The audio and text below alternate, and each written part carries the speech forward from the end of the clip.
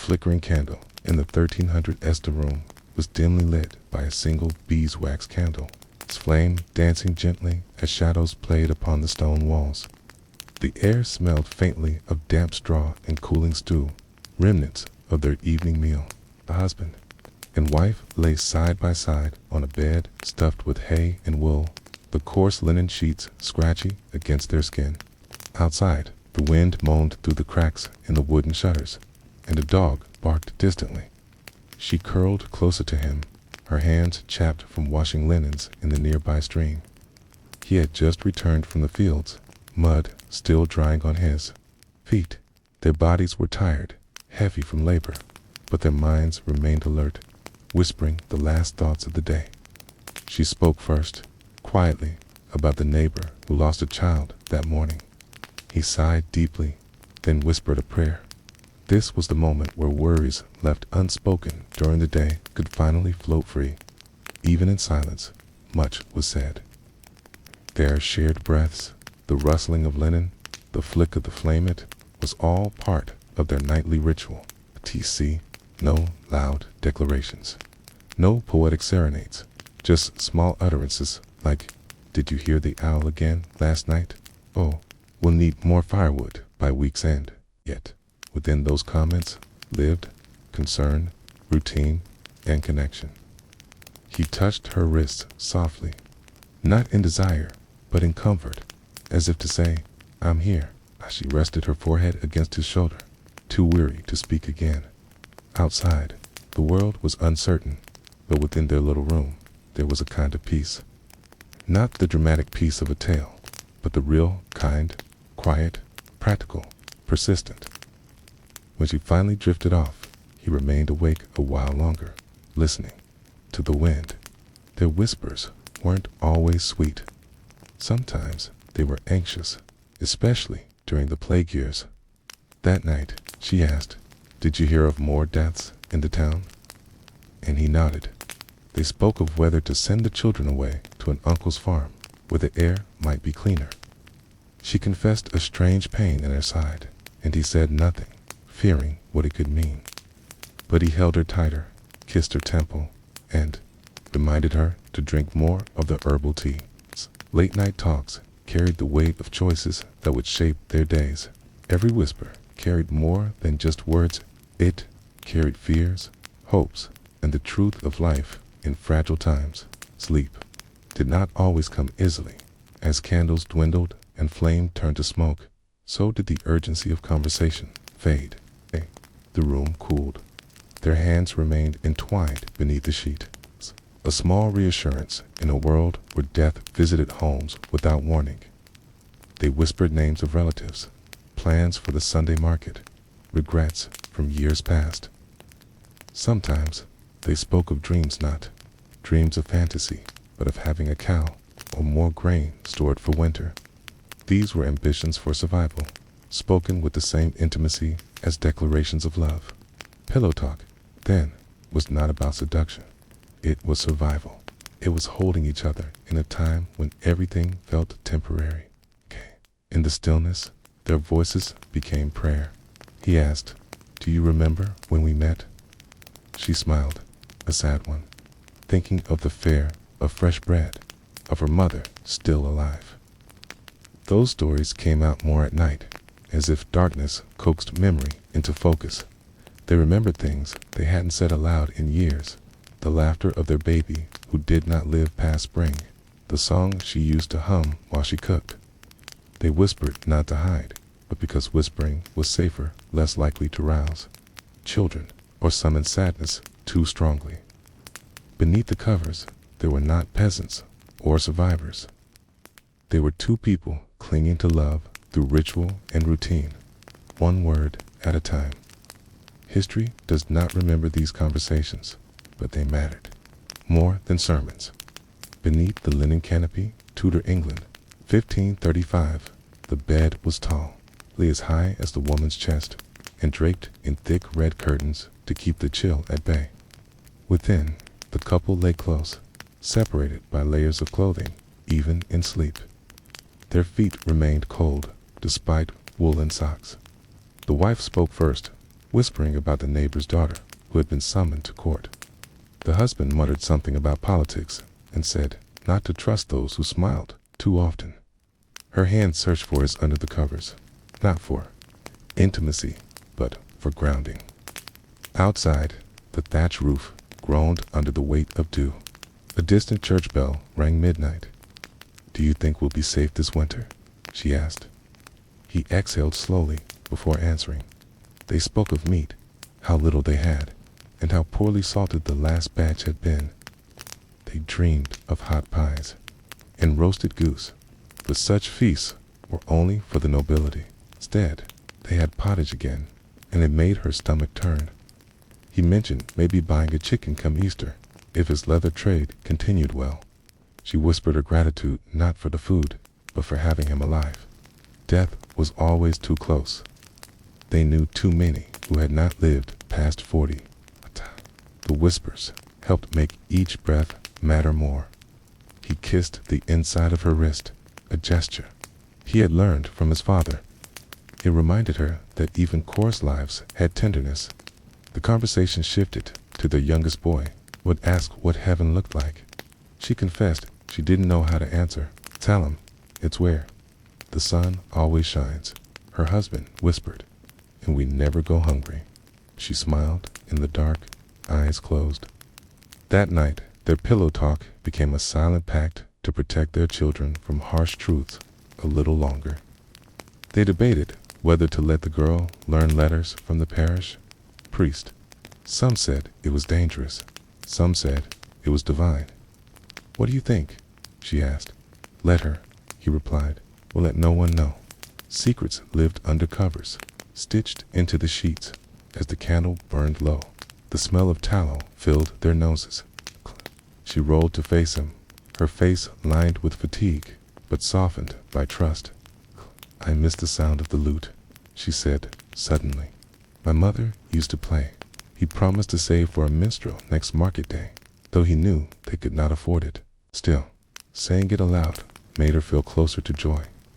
Sometimes they spoke just to chase away silence. She told him of a dream she'd had. She flew over their house and saw the village on fire. He listened without interrupting.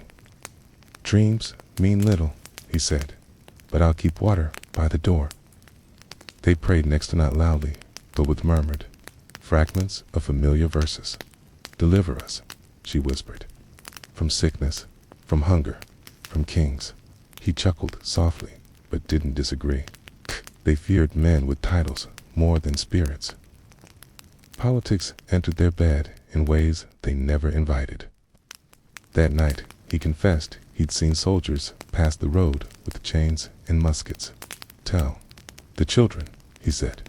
Yet, as their pillow talk turned somber, even whispers could carry dread. She asked, "Will they take more boys?" He didn't answer. Instead, he wrapped an arm around her waist and pulled her close.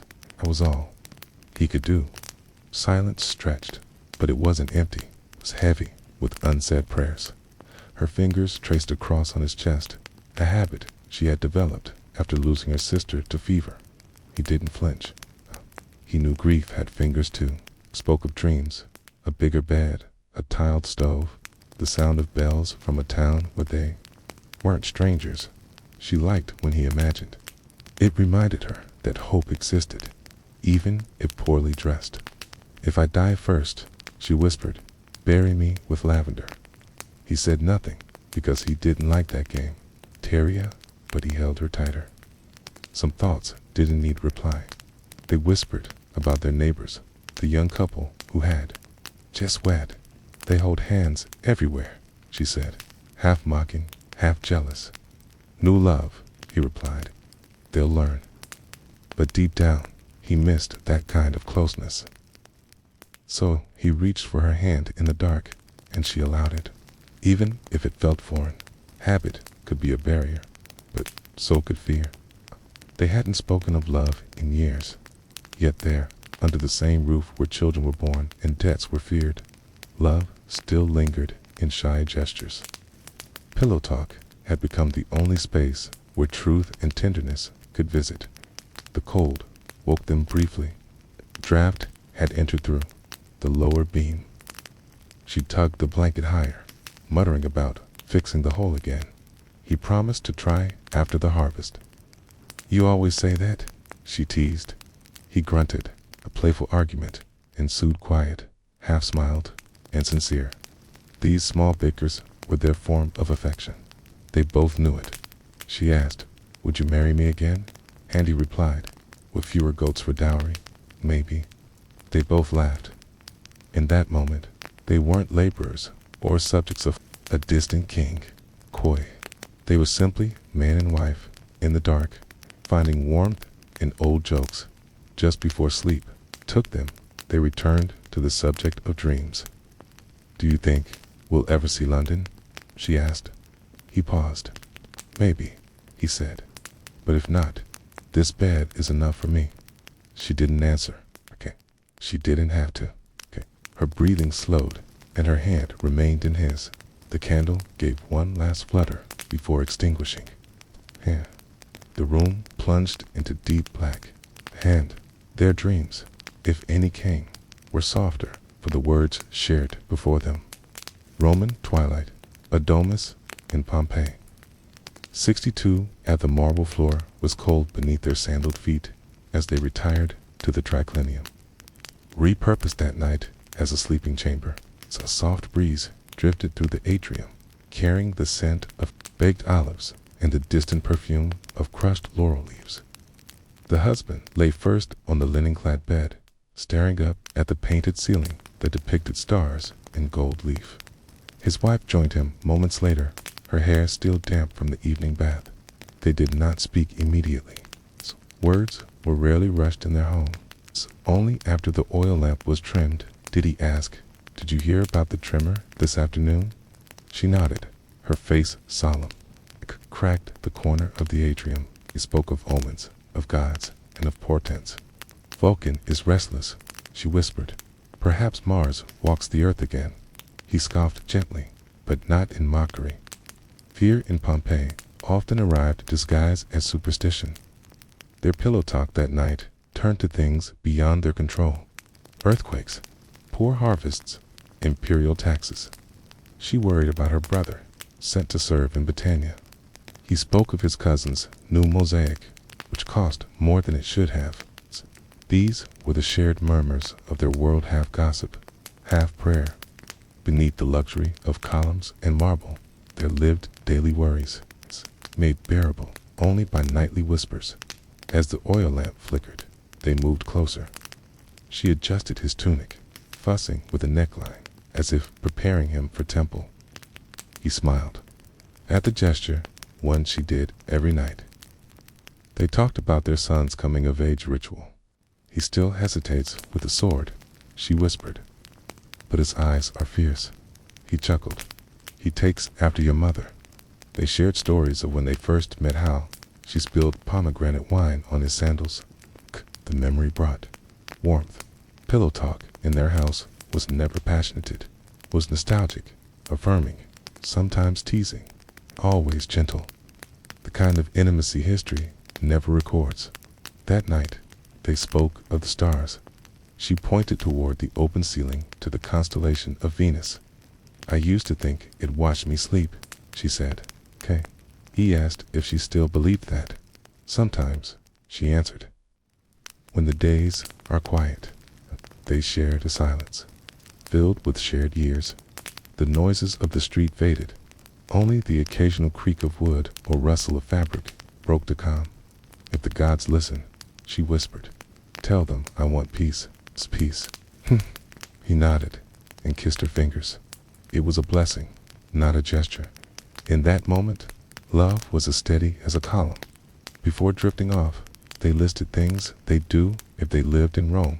A new tunic, a visit to the theater, a fresh ivory comb.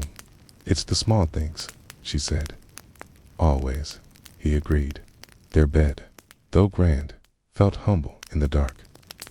The soft hush of fountains in the courtyard lulled them. She rested her head on his chest and closed her eyes. "The earth shakes again," he said. "Wake me, always will." She promised, and with that, their world faded into sleep. The city outside still buzzed, but within their domas, all was still. Fireside whispers, Viking longhouse. 875 AD. The warmth from the hearth glowed low as embers crackled in the center of the longhouse. Furs were layered thick on the raised wooden bed, where the couple lay side by side, wrapped in wool cloaks. A faint scent of smoked fish lingered in the air. Snow whispered against the roof, barely audible under the weight of thick timber beams. He reached for her hand first, calloused fingers wrapping gently around her wrist. She whispered something in Old Norse about the wind's direction. "Storm tomorrow," he said. "We'll lash the goats tighter." It was not romantic talk. It was survival talk. But in the dark, it sounded like affection. They lay close, noses nearly touching. He smelled like iron and smoke, she like herbs and pine. That night, their pillow talk was filled with simple truths. The boat was nearly mended. The child's fever had broken. The neighbor had slaughtered his last pig. She spoke of dreams of the sea, of swimming to a land with apples as large as fists. He chuckled, reminded of old sagas. "You dream like the Skalds," he said. "Then write me a song," she challenged. "Tomorrow," he replied, yawning. But even that was a promise. Even that mattered. They talked of runes carved earlier that day. The symbols for luck were faint, she noted. "Perhaps we've used too much luck already," he replied. She didn't like when he spoke that way, so she kissed his forehead, muttering protection. She believed in spirits. He believed in her. That was enough. Their whispers floated beneath beams darkened by fire and years. They had lost 2 children the winter before. They still spoke of them, some nights. That night, they just sat there, names like lullabies, and let the silence answer. He asked, "Would you come with me if I sailed west?" She hesitated. "Only if we never return," she said. He nodded. He'd heard tales of green lands, full of beasts and berries. She feared the sea, but feared boredom more. Their pillow talk that night turned to adventure, not the kind sung in halls, but the kind born in whispers under fur. They plotted escape, half in jest, half in yearning. When she laughed, truly laughed, he knew he would sail soon. And he would take her. Later, they sang softly. Not full songs, just fragments of lullabies his mother once hummed. She harmonized in low tones. The wind howled louder outside, but their voices made a fortress of warmth. "Sleep now," he murmured. "Tomorrow is meat day." She rolled into his chest and closed her eyes. He stayed awake, counting breaths. Right to pillow talk in the longhouse was not about love poems, was about staying alive together, and wanting to wake beside the same soul. Candles and corsets. Revolutionary France. 1788. She loosened the laces of her corset with a groan, letting the air return to her ribs. He laughed from their modest bed, reading a pamphlet by candlelight. "The monarchy has lost its mind," he said, waving the paper. She climbed in beside him, her fingers smelling faintly of ink. They worked at the same printing press now, side by side, often in secret. Their pillow talk was thick with politics, revolution, and danger. She whispered, "Another friend disappeared last night." He put down the pamphlet. "We won't speak names," he warned. She nodded. And still, they whispered. He ran a hand through her curls, unpowdered and free for sleep. She spoke of her father, once a loyalist, now silent. They argued often, but at night, in bed, her voice softened. "He's afraid," she said. "So am I." He kissed her shoulder, not for comfort, but solidarity. The candle danced against the whitewashed wall. Their bedroom held no art, no decadence, only books, candles, and cloth. "Do you think it will come to violence?" she asked. "Yes," he replied. but we'll survive. Every night, they practiced survival through conversation. That night, they whispered about freedom, what it meant, what it might cost. If I vanish, she said, you must finish the printings. He scoffed. You won't vanish. You'll lead. She smiled in the dark. It was a terrifying compliment. They murmured the names of people who had vanished and those who hadn't yet. Pillow Talk was full of ghosts, and ghosts needed to be acknowledged. She quoted Rousseau. He corrected her. Cat laughed. Quietly. Always quietly. The candle sputtered. Almost out. She dipped her fingers in water and pressed the flame. Darkness settled. Their breathing grew louder. Quiet when it changes. She whispered. Promise me we'll still speak like this. Quiet. Even if they burn every bed, he said. Quiet. Whisper through the walls. They kissed then, mouths tasting of ink and rebellion. Their fingers intertwined beneath the blanket. Her heart raced, not from romance, but from fear disguised as hope. They planned to flee to Lyon, or Marseille, maybe America. I'd miss the saying, she admitted. I'd miss your laugh, he answered. These were the kinds of truths spoken only at night, when no one listened, when nothing could be proven. In that silence, they created a world, safer than daylight ever offered. And with every whisper, they made love not with bodies, but with belief. Lantern light in Kyoto, Edo, Japan, 1715, the paper walls lit in the chill of spring. Though the embers from the iron hibachi still warmed the center of the room, she knelt first, folding her kimono carefully before slipping beneath the futon. He followed, his footsteps soft on the tatami mats. Outside, bamboo wind chimes clicked gently in the night breeze. They lay side by side, heads resting on buckwheat pillows, faces turned slightly inward. Her voice, when it came, was gentle and barely above breath. Did the merchant visit today? She asked. He nodded. He brought rice, but the price has risen. She sighed, brushing a strand of hair from her cheek. Even in stillness, their minds spun. Their pillow talk was always rhythmic, like poetry shared without formality. She asked about his apprentice, the young boy who carved carelessly. He described a nick in the wood, a missed stroke, and how he corrected it. She smiled. You teach with your eyes, she said. He turned to her, amused. And you teach with your silence. They did not always need to speak, but when they did, the words were chosen like brushstrokes, intentional, balanced, and kind. Beneath the futon, their fingers met like threads in silk. She told him about a dream. A koi fish leapt from a river and became a dragon. Perhaps it means change, he mused. Or perhaps it's just a dream, she replied, smiling. Dreams often wove their way into their nightly talks. Sometimes they reflected fair and old illness, a neighbor's disapproval, the rumors of war in the north. Other nights, the dreams were light, of tea gardens, of snowfall, of distant laughter. They knew the world outside could shift with the emperor's word, but within their paper walls, they held sovereignty over silence. Their whispering turned to their daughter. She danced today, she said, like her grandmother. He was quiet a moment, remembering the woman who once played shamisen by candlelight. Do you miss her? He asked. Every time it rains, she said. Pillow talk brought ancestors into the room like mist. They believed spirits listened most closely at night, so they spoke with reverence, and sometimes with apologies. I should have said kinder words this morning, he told her. She nodded, but kissed his cheek. You made tea without asking. That was kind enough.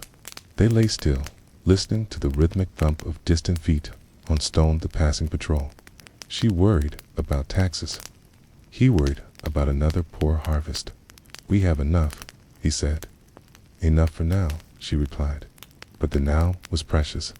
Enough was a blessing, not a complaint. They reviewed their small, joyous her chrysanthemum's first bloom, his favorite brush, lasting another week. Gratitude stitched their quiet moments together, not loudly, but faithfully. Even the darkness felt embroidered by their shared humility. They remembered when they met in a garden over spilled sake. She had apologized profusely. He had laughed, offering her a cloth. "You laughed like the wind," she said now. "And you blushed like a peony," he replied. They did not use words like love often, but affection glimmered through recollection. Time was a gentle storyteller in their home. Every night they added a line, a gesture, a smile, a breath shared beneath the weight of seasons. She reached beneath the blanket and offered him a folded paper crane. "It's for your shop," she said, "to bring luck." He accepted it with both hands. "Then I must return the favor." From beneath his sleeve, he pulled a pressed sakura blossom, dried and pink. "I saved it," he whispered, "from the day you smiled at me under the tree." Her eyes shimmered in the dim light. Sometimes pillow talk needed no reply, just stillness. His hands meeting in gratitude. The wind outside began to rise. Bamboo clacked louder now. "Storm's coming," she said. "Let it come," he replied. "Our roof is strong." She nodded. The worry always lingered in the corners of her mouth. "Do you think we will still have peace next year?" she asked. "If not peace, then moments," he said. "Like this one." She leaned into him, feeling his warmth, and the warmth of trust woven over years. The oil lamp hissed once before dying. In the dark, their breathing became the room's only sound. Pillow talk was done for the night, but its echo remained, not as memory, but as comfort, as promise. They did not need to speak again before sleep. Their silence was full, their hearts full. And outside, the storm arrived, but gently. The soot-streaked window let in a sliver of moonlight, barely enough to illuminate the cramped room. The bed sagged under their weight, stuffed with old rags and straw. He removed his boots with a groan, legs aching from 14 hours at the mill. She folded their only blanket tighter over her knees, already bruised from scrubbing floors. "Did the foreman speak to you again?" she asked. He grunted. He replied, "That counts." But quietly. Laughter was a rare thing in their room. Pillow talk came late, when the coughing stopped and the children were asleep. It was the only moment for them to exist outside labor. She rubbed her wrists, raw from the cold water. "I dreamt we had 2 rooms," she said, "and a table just for bread." "Too much luxury," he teased. "We'd grow soft." Still, they let themselves imagine a house with space, a day without work. Their whispers were wishes, wrapped in sarcasm. But she touched his arm then. "Your hands are rougher," she noted, "and your eyes softer," he replied. Pillow talk softened the edges of their exhaustion. They whispered about the strike, whether to join, whether to risk it and starve. He asked, "We're already half starved," she countered.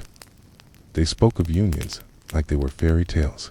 He told her about a man who had spoken out and vanished. She didn't like those stories, but she needed to hear them, near nightly. Conversations were part confession, part preparation. "If anything happens," he began. "I'll hide the letters," she finished.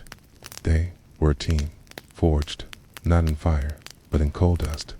She spoke of their youngest, who had started coughing. "Just a cold," he insisted. Like last time, but they both knew they'd seen too many children shrink under heavy air and thin bread. She whispered a prayer, not out of piety, but out of desperation.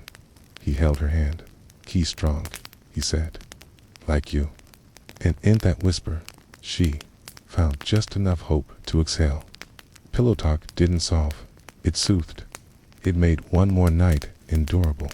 They argued gently about flour, about rent, about her sister's sharp tongue. But even arguing was connection. It meant they still cared enough to disagree. "You always think you're right," she said. Only because I usually am, he replied. They smirked in the dark. She poked his ribs. A letter. These games were remnants of courtship, buried under routine, but not forgotten.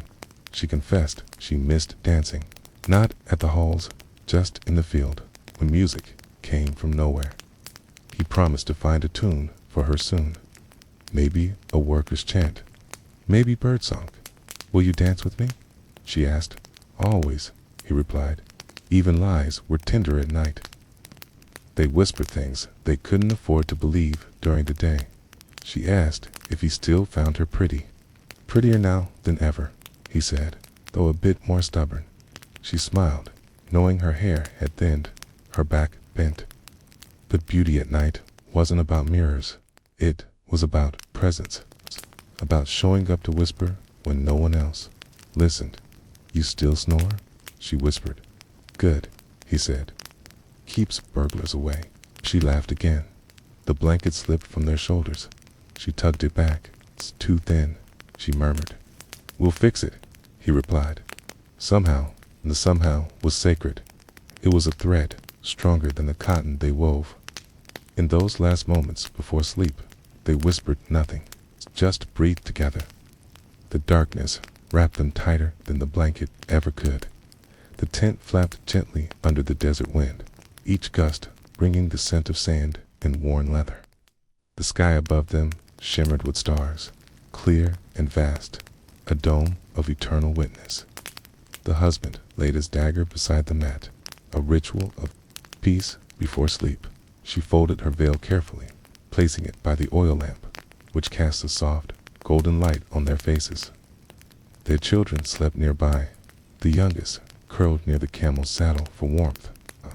In the stillness, she leaned closer. Did the merchant bring dates? He nodded and whispered, Only 5, but sweet as honey. Her smile was barely visible, but warm. This was their time. They didn't speak often during the day. Life in the desert demanded efficiency, not conversation, but under the stars, words returned like water to a dry riverbed. She asked about the next well, the direction of the wind, and the tribe scene crossing the dunes that morning. He answered with details only a nomad would know. The way tracks curved, the language of footprints, the meaning of camel scents. I think they were peaceful, he said. But we will sleep lightly. She nodded. Their pillow talk was half map, half prophecy. He noticed a tear in her sleeve. I will mend it in the morning, she promised. You always say that, he teased. She chuckled softly, pressing her forehead to his. And yet, you never mind. Lamp flickered. Their shadows danced on the tent wall. They whispered about the story he told their son of a falcon that saved a child. He believed every word, she whispered. As he should, he replied. For now, childhood was sacred in the sand and fleeting. Their conversations often returned to their children. Whispers were ways of preserving joy. She asked, Do you miss the mountains? He paused. Sometimes, but not their silence. She understood. In the desert, even silence has a voice, the rustle of wind, the call of owls, the crunch of dry earth. Their memories lived in movement, in firelight, in footfalls. She told him of a dream, flying above the dunes, her veil becoming wings. Perhaps it's a message, he said. Perhaps, she smiled. They believed dreams carried truth, especially when spoken under stars. So they always listened. That night, they remembered their wedding. No palace, no feast, just shared bread, a borrowed tent, and a song her cousin sang off-key.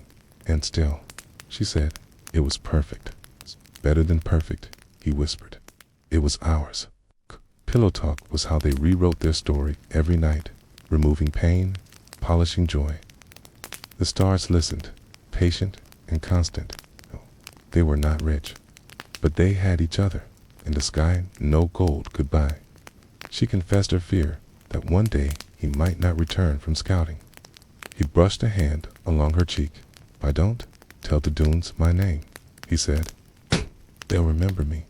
She closed her eyes. Don't speak like that. Okay. Then listen only to my heartbeat, he said, guiding her hand to his chest. That was the desert's gift. It taught them to measure love in moments, not promises. They talked of spices she longed to taste again. Cinnamon, she whispered, and figs. He promised her both when they reached the coast again. You say that every year, she said. And every year, I mean it, he replied. Huh. Their whispers were like soft threads weaving a tapestry only they could see. Even when the sand crept into the seams of their mat, even when the fire burned low, they held tightly to shared sentences. As the lamp began to die, she lit one final wick. Just a little longer, she said. He didn't protest. The night was theirs, not the tribe's, not the camels. Theirs. In the dim glow, she asked him to hum her a song. He did Dafki, slow, deep, the kind that made her think of her father's stories, and she whispered, "Sing it again in my dream." He nodded. He always did. Letters and lightning. Civil War America. 1864, the cabin creaked as thunder rolled across the fields, each flash of lightning briefly revealing the war-worn shutters. Inside, their bed was narrow, made from bundled hay and rough quilts, but it held them close. He had returned from the front just 3 days ago, and every night since, she had whispered, "I still don't believe you're here." "I'm here," he whispered back, but only until Monday. She knew it, and still, she squeezed his hand tighter. Their pillow talk wasn't idle, it was urgent, filled with all the words they couldn't say in letters. Lightning flashed again, and she flinched. "Just thunder," he said, "not cannon." Still, she trembled. She asked, "Did you see him?" referring to her brother, a soldier too. "Once," he said. "He was alive." That was enough for tonight. They whispered about their neighbor's missing son, about the cornfields trampled by boots, about the preacher's sermon last Sunday. He said we must love our enemies, she recalled, even when they burn our barns. They fell silent. Pillow talk wasn't always peaceful, but it was honest, and honesty was its own form of healing.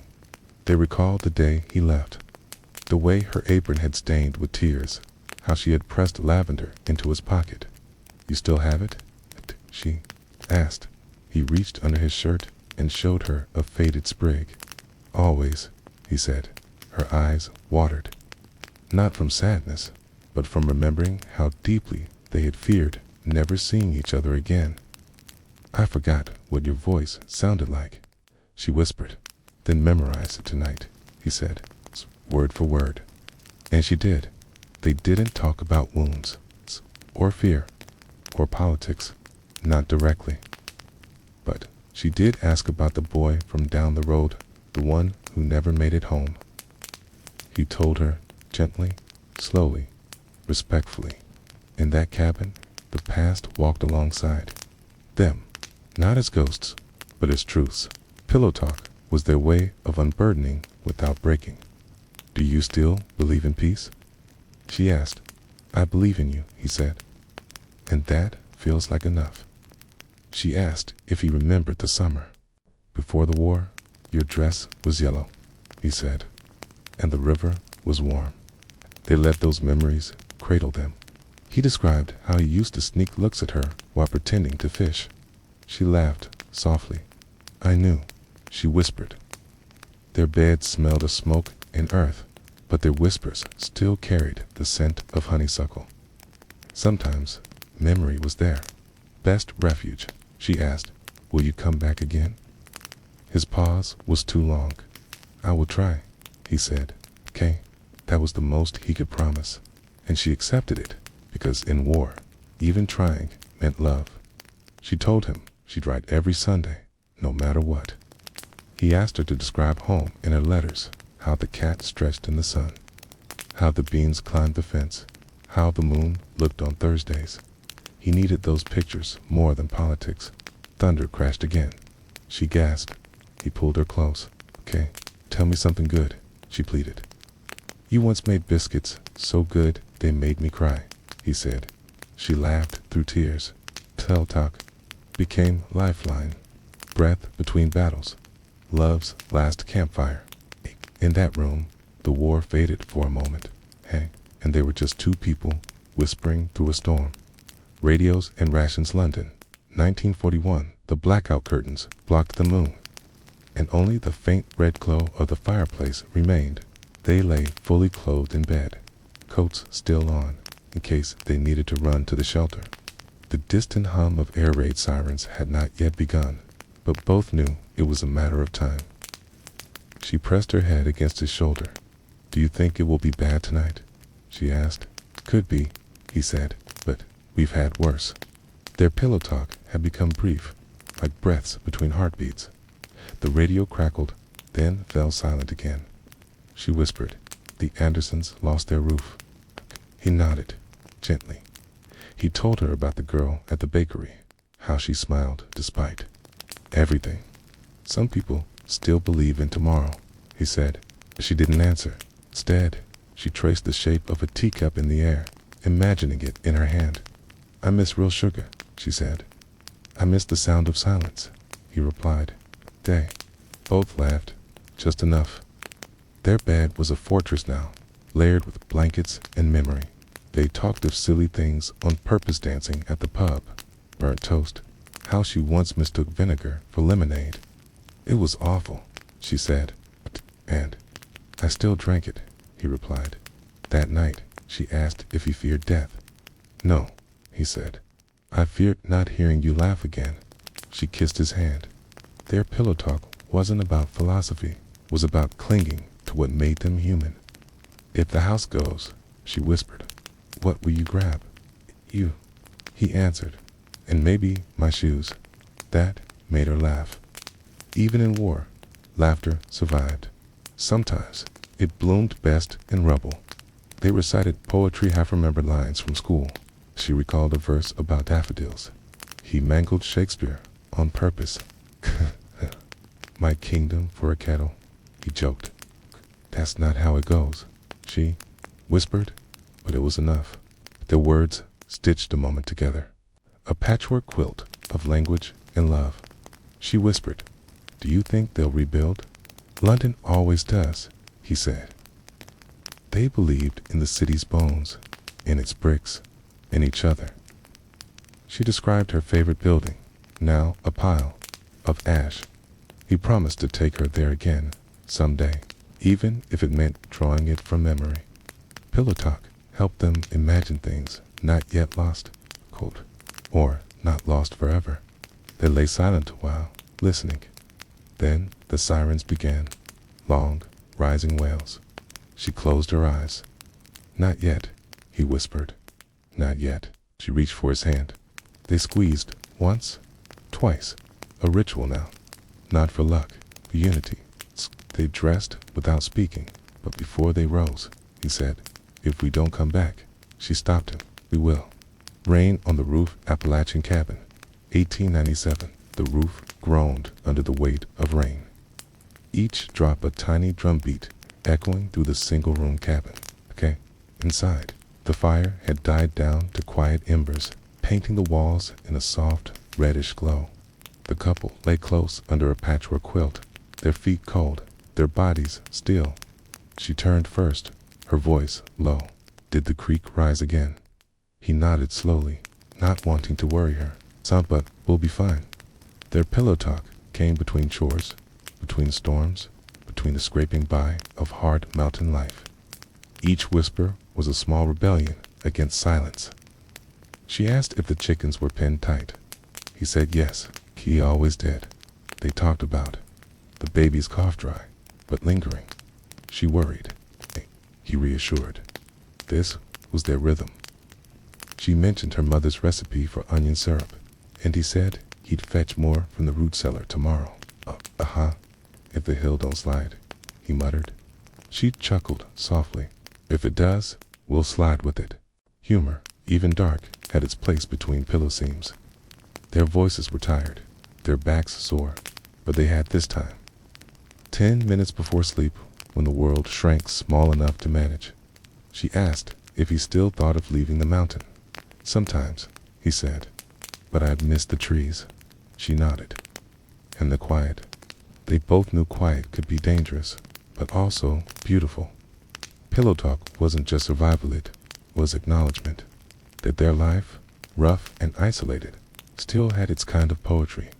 He reminded her of the spring she danced barefoot in the rain. She told him about the boy she used to dream of. Before she knew love smelled like wood smoke and blisters, they spoke about the preacher's words from Sunday. He said, "The end's coming soon," she whispered. "They always say that," he replied, "but the world keeps turning." Their theology wasn't grand, it was intimate. A God who listened to whispers. A faith sown between beans and blankets. They prayed, sometimes aloud, sometimes silently. That night, she asked God for strength, and he asked for her to sleep well. She confessed she missed music. "Your brother used to play the fiddle," she said. "Badly." He laughed, but he promised to carve her a flute when the snow came. "It won't sound good," he warned. "It'll sound like love," she replied. The room, filled with the scent of damp wood and hope, held their secrets well. Rain pattered on, and they let the rhythm guide their breath. He whispered, "You remember the stars last August?" She nodded. They fell like fire. They talked of meteors and miracles, of lightning bugs and the glow of the full moon over wet pine. Their pillow talk made memories stronger, as if retelling made them real again. She said she wanted to paint someday. "Then paint me first," he said, "with your eyes closed." They argued briefly about the cow. "She's not milking well," she said. "She's old," he replied. "It's like you," she teased. He huffed, then smiled. This was love in the hills, half joke, half truth. They didn't need roses or poems. They needed shared breath and room to speak honestly, and a good roof, at least for tonight. The quilt slid down. He pulled it up. "You always do that," she said. "I always will," he replied. That was their vow, spoken 100 times before sleep, not in chapels, but in beds too narrow for both comfort and doubt. Outside, the rain softened. Inside, the silence grew tender. Their eyes closed together. Marble and oil lamps, ancient Greece, 430 BC, the stone floor retained the day's heat, and the clay walls radiated a warmth that made the air thick with stillness. Their bed was a low platform, draped in linen and set near the open window, where the scent of olives and laurel entered on the breeze. She turned first, her voice playful. "You smell of dust and debate," she teased. He grinned. "Nee, you smell like poetry." Their pillow talk was full of metaphors, half-truths, and philosophy disguised as flirtation. "Did Socrates visit today?" she asked. "Too much," he groaned. "My head is heavier than your amphory," she giggled softly, pulling the blanket over her knees. They whispered about the Forum, the boy who ran barefoot through the columns, and the slave who painted his dreams on pottery. "He paints monsters," she said. "Maybe he sees them," he replied. Their world was both divine and chaotic. Pillow talk gave order. She asked if the crops were healthy. He didn't know, but the wine's sweet, he said. "That will do." They often traded logic for comfort at night. Philosopher's bed was no place for more questions. She asked if he believed in the gods. "Okay, when you smile, yes," he said. "When you're angry, I doubt them all." Her laughter was soft and genuine. "I am your theology. You're my oracle," he replied. Their whispering danced between play and faith. Each word was a stone placed carefully into their nightly temple. Silence came only when they ran out of beauty. He spoke of stars, how they might be eyes of titans or just holes in a dark cloth. She spoke of dreams, where she ran across clouds and never tired. You always fly in dreams, he said. "Oh, but you never land." She paused. "Perhaps I don't need to." They marveled at that. Pillow talk in Athens was not about answers. It was about wonder. They lay side by side, not touching, just close enough for warmth. "Do you think love is a form of madness?" she asked. "Only when you're not here," he replied. Her fingers reached for his hand, not for seduction, for grounding, it's for proof that ideas could have flesh. "If I die before you," he said. Suddenly, "Tell to see my name," she promised, and meant it. Their whispers turned toward politics. "Too many men with sharp tongues and dull minds," he said. She smirked. "Like you." "Only my tongue is sharp," he teased. Argued gently, voices curling like incense. Pillow talk was their parliament, and she always had the final word. He asked if she feared war. "Not when I'm near you," she said, "but when I look out at the ships." He nodded. "I'll build you a house farther inland," he said, "with gardens and silence." "In books?" she asked. "In books," he confirmed. "And stars visible every night." The oil lamp sputtered. She lit another. "More light for more dreams," she said. "Then stay awake with me," he asked. "Just a little longer." Their voices faded, but their thoughts did not. Pillow talk lingered, long after words ended, like perfume in an empty vase. Lanterns in the snow Russian village.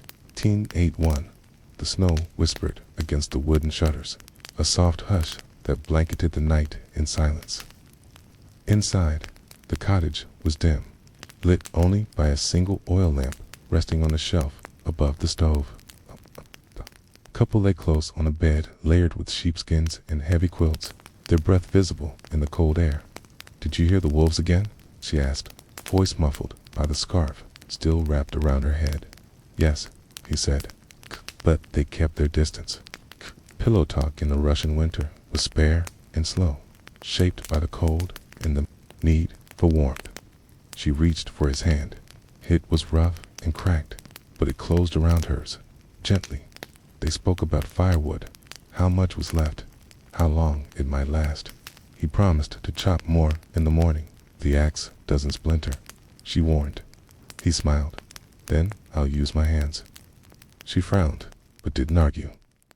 Their nights were built on these promises, fragile but comforting. She whispered about her sister in the next village, pregnant again, without enough bread. Ati said they'd send what they could, even in scarcity. Kindness endured.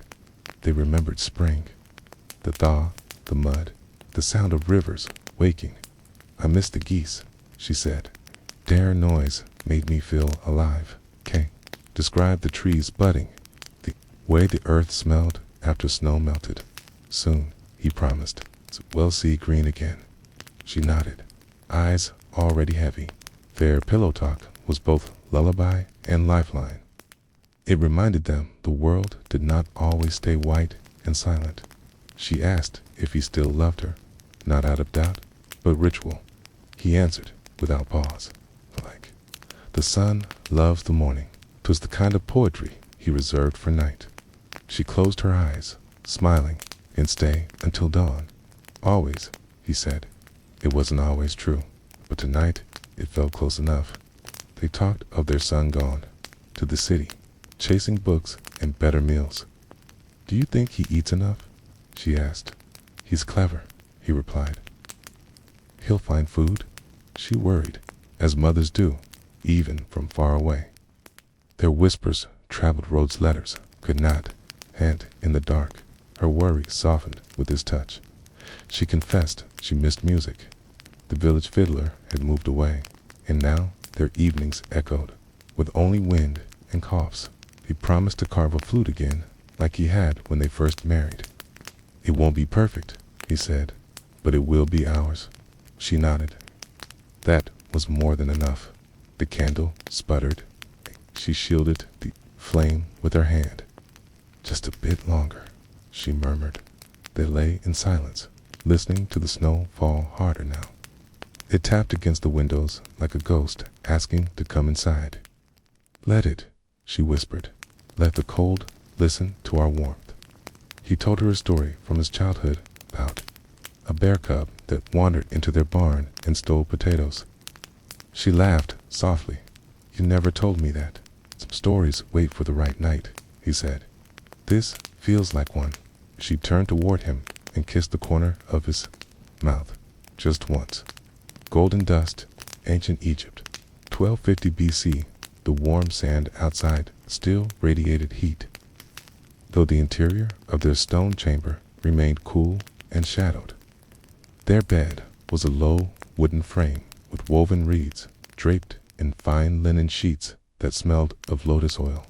The woman lay on her side, watching the flicker of torchlight dance across painted walls. "Did the priest speak again today?" she asked. "Only in riddles," he replied. "As always." She smirked. "Perhaps he dreams of being a god. Or a storyteller," he countered. Their pillow talk always began with humor, soft as silk on the skin. They spoke of the Nile's rhythm, its rising, its hunger. "The flood will be late this season," she said. "The ibis didn't call." He nodded. "Then we store more grain." Their survival was linked to the river's breath. At night, they whispered of currents and clouds as if speaking to the gods themselves. She asked if the stars changed when the pharaoh died. "Okay. They bow, but they don't fall," he replied. She ran a hand across the embroidered coverlet. "You once promised me a necklace of blue stone."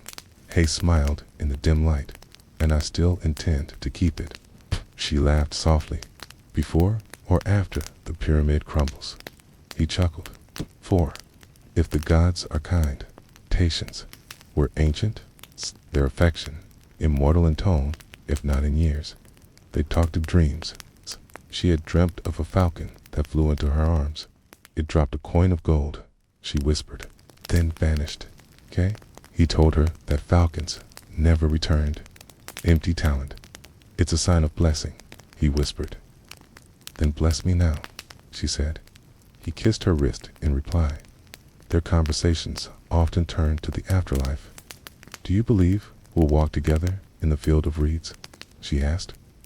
"Only if we speak kindly here," he said. Saul remembers tone more than words. She loved when he spoke like a scribe. Pillow talk was how they wrote their eternity. She asked about the new servant girl. "Clumsy," he said, "but eager." "Then be patient," she advised. "We all begin clumsy." His admiration for her wisdom glimmered in the dark. She had guided him more than the stars ever had. "You are my compass," he said. "And you, my anchor," she replied. He told her about a lotus that bloomed too early, its petals scorched by the sun. "Some beauty must wait," he said. "Some fades before it's seen." She nodded slowly. "Then let us bloom quietly, here, where no sun burns." Their whispers held more philosophy than temples. They lay quietly then, the hush of their chamber as soft as papyrus. She breathed deeply. He watched her chest rise and fall. "One more story," she whispered, "of when you saw me first." "You were drawing on a wall," he said. "I thought you were a goddess." She replied, smiling. Asterisk under. "The Southern Cross, Outback, Australia, 1837. The desert cooled quickly after sunset. The red earth exhaling its heat into the twilight sky. Inside a canvas tent, barely taller than a man, the couple lay on bedrolls padded with dried grass and wool. Outside, the fire crackled low, and somewhere in the dark, a dingo howled. She pulled the blanket tighter around her shoulders.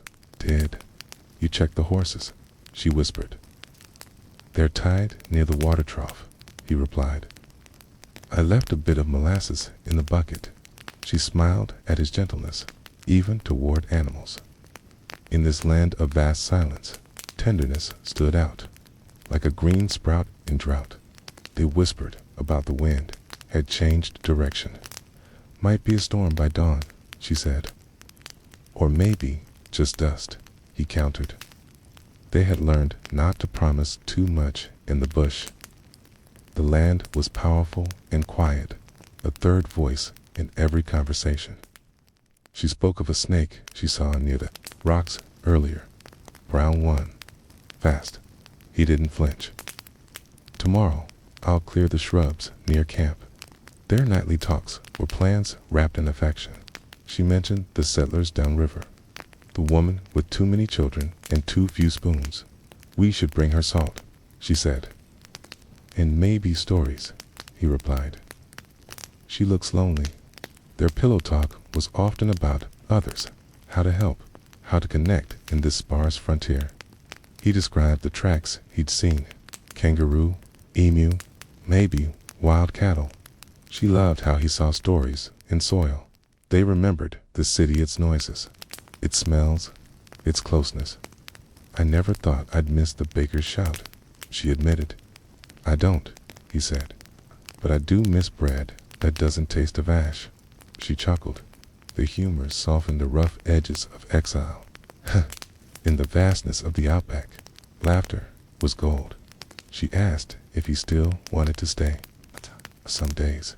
Yes, he said. Others, I dream of rain and green hills. Then we'll find a place with both, she said. He nodded. Even if it was a lie, it was a beautiful one. Their dreams didn't need maps, just shared breath. He told her of a bird he saw that morning, black feathers, bright yellow eyes.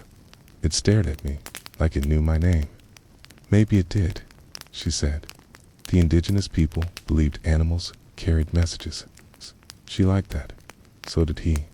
It gave mystery to the monotony. She moved closer. She whispered. But I do miss voices. He kissed her forehead. Then we'll whisper louder tonight, he said. They did, not in volume, but in meaning. Their words filled the tent like warmth. He promised to build a better shelter by next week, with wood walls and a real roof, and a floor, she added. It's tired of ants in my tea. They smiled together. The tent might still be canvas, but their future was stitched stronger every night. Asterisk, gaslights, and hopes, New York City. 1912, the gaslights outside flickered through the blinds, casting striped shadows on their rented tenement room. The bed creaked as they settled into it, still half dressed from a long day of labor. She kicked off her shoes with a sigh. My feet are swollen again, she muttered. He turned toward her. Too many stairs, too many clients, she corrected. She worked in a tailor shop, he at the docks. Their pillow talk came in fragments between fatigue and hope. She whispered about a woman on the trolley, dressed like a movie star. Her gloves matched her hat, she said. Some people live in a different world. He nodded. But they don't sleep as well as we do, he replied. She doubted that, but let him believe it. They talked about the baby a possibility, not yet confirmed. What if it's a girl, she asked. Then she'll sing, he said. Like you. I don't sing, she whispered. Not anymore. Then she'll remind you how.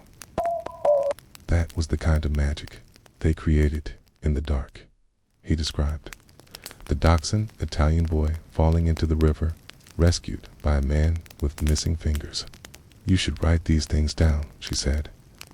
I don't know my letters. Then I'll teach you, she replied. Their whispers built futures between shifts. She asked if they'd ever own a house. A window with lace curtains, she said, in a kitchen with yellow paint. We'll get there, he promised. He didn't know how, but she believed the way she always had, quietly, completely. They remembered Coney Island, how they laughed at the roller coaster, ate too much saltwater taffy. You looked green, she teased, but happy, he added, very happy. Pillow talk made memories taste sweeter. She confessed she worried about him, his cough, his long hours. I'll rest on Sunday, he said. Promise? Maybe. He whispered, half a promise. It was enough. They talked about books she'd seen in the shop window. Dickens, Whitman, a new one, called The Great Adventure. "You're my great adventure," he said. She rolled her eyes. "That's corny, but true," he replied. The city never slept, but they did, eventually, wrapped in dreams not yet priced or taxed. And tomorrow, they'd try again, a duck. Tonight, they just whispered, asterisk, wood smoke and wildflowers. Canadian cabin. 1919, the wooden walls creaked softly, and the scent of pine mingled with the faint perfume of drying wildflowers hung near the rafters. She had gathered them earlier, brushing bees away with a giggle he still remembered. They lay under a thick wool blanket, the fire's orange glow licking the edges of the room. "Your boots are still wet," she said. "So are yours," he replied. Their pillow talk began with observation and moved slowly toward memory. She told him the deer had returned to the stream, a doe and 2 fawns. He smiled. "Maybe they'll let us stay longer." They spoke to the forest, and it seemed to answer. Their nights were quieter than most, filled with nature's heartbeat. They discussed the new seeds she planted. "Too late in the season?" she asked. "Maybe," he said. "But they might surprise us." Hope was a seed she planted every night. He watered it with faith. He asked about her painting. "You never showed me the last one, 'cause I'm not done," she whispered. "Or I'm afraid it's perfect already." He smiled. "Nah, then show me anyway." Their love was built on unfinished things shared in trust. She remembered the first day they came here, cold rain, muddy boots, nervous laughter. "I thought we were foolish," she said. "We were," he replied, "but brave." Pillow talk honored their risks, their dirt-covered dreams. Between sand and sea, Moorish Spain, 1,109 degrees from the Mediterranean drifted gently through the intricately carved wooden window, bringing with it the scent of salt, jasmine, and distant market spices. Their chamber, decorated with mosaic, tiles, and soft silks, was peaceful despite the rumors from the city. She lay beside him, her voice calm but weighted. The guard spoke of unrest. He didn't open his eyes. They always do. She reached out, tracing a pattern on his arm with her fingertip. Pillow talk in their world was part ritual, part protection words to soothe shadows that lingered after sundown. They spoke of the courtyard fountain. "The water flowed strange today," she whispered, like it hurried. "Perhaps it knows something we don't," he answered. Their home was full of symbols, patterns, stars, and vines that curved like secrets. She found meaning in small details. He found comfort in her curiosity. She described a poem she read aloud to the maidservant. It was about longing, she said, and birds with broken wings.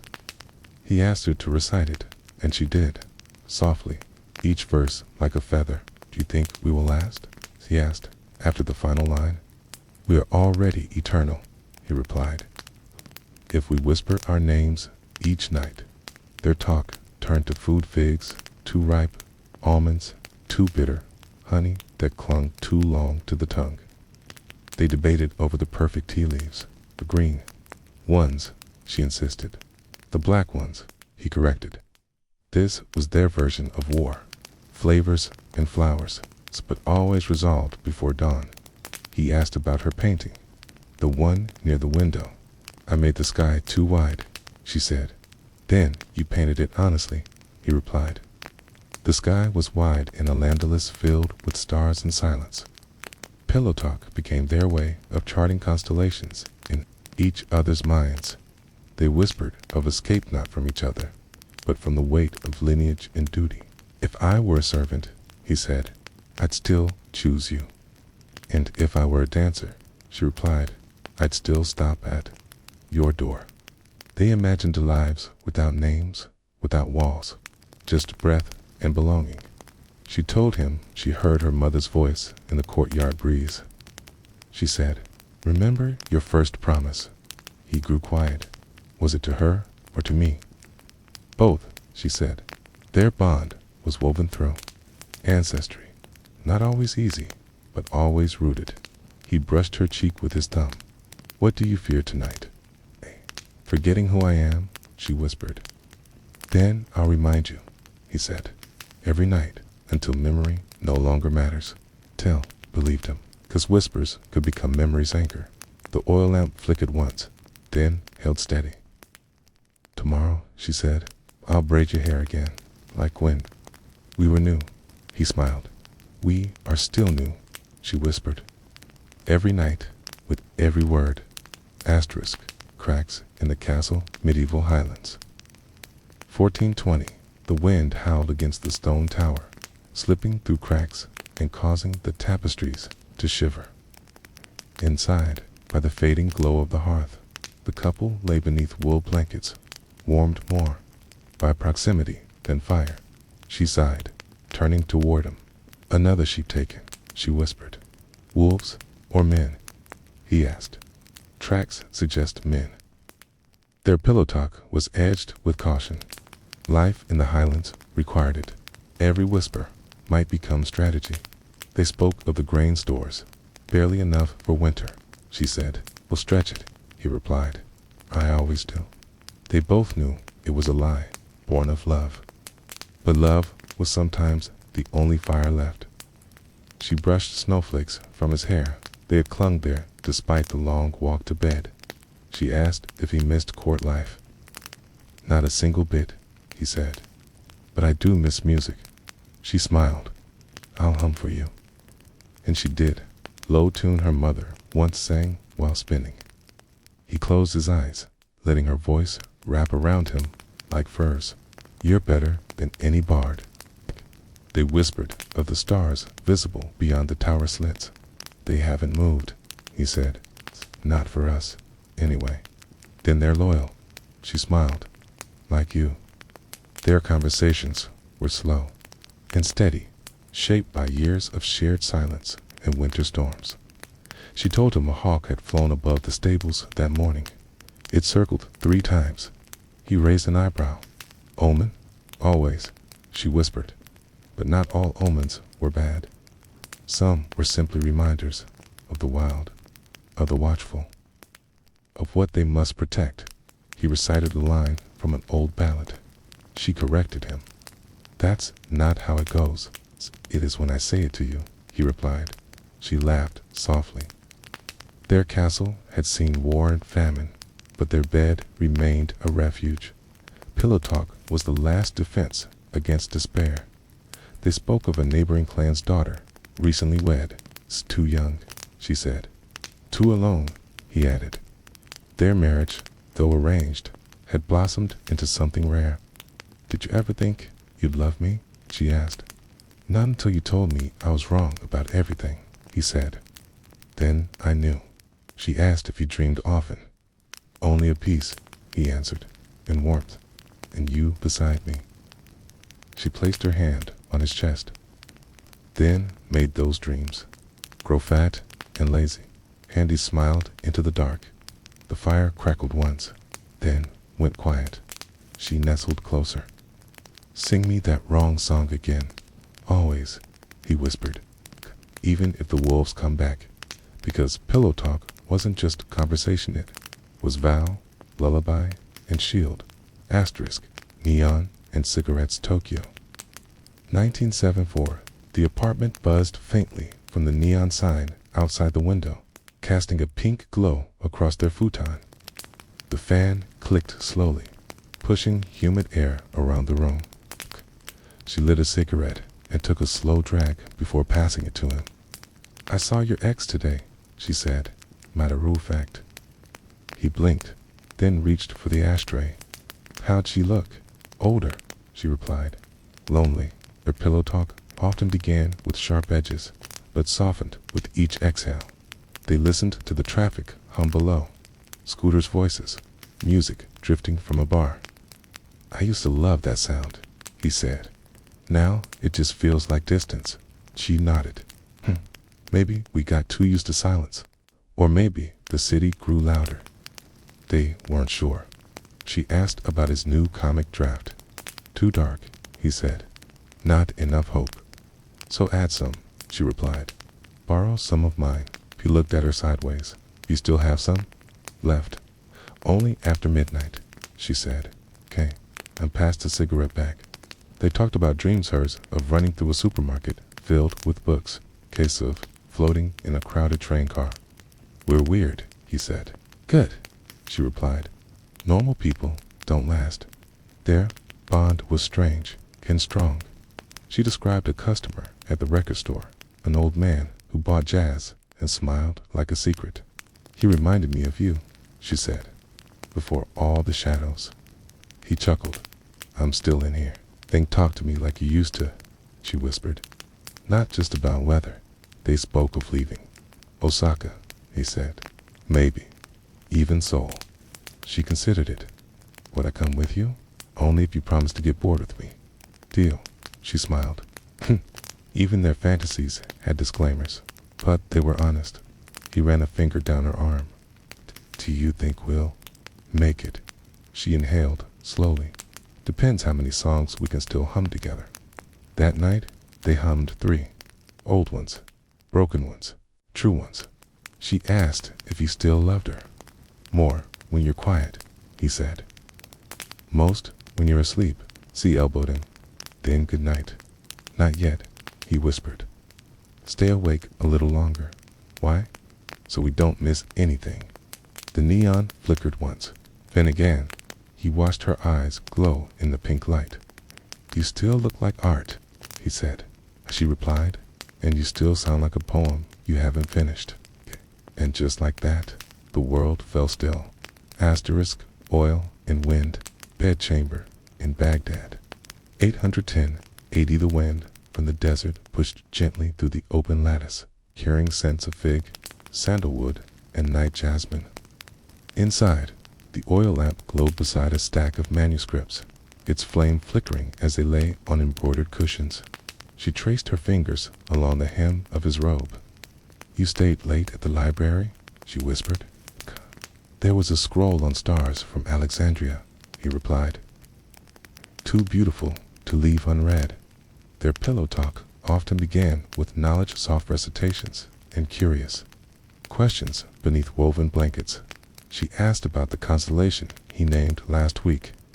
Do you still think it looks like a lion? It's only from this side of the world? He answered. They laughed. In the house of wisdom, ideas bloomed. But here, in their chamber, love did too quietly between metaphors and metaphysics. She spoke of her garden. The pomegranate tree dropped its first fruit. He nodded, eyes closed. Let's save the seeds. Their conversations wove together, earth and sky, body and spirit. Would you still love me if I were just a scribe? She asked. Even more, he said. Then your hands would be inked with prayer. They remembered the night of the Lantern Festival. The sky caught fire. She whispered.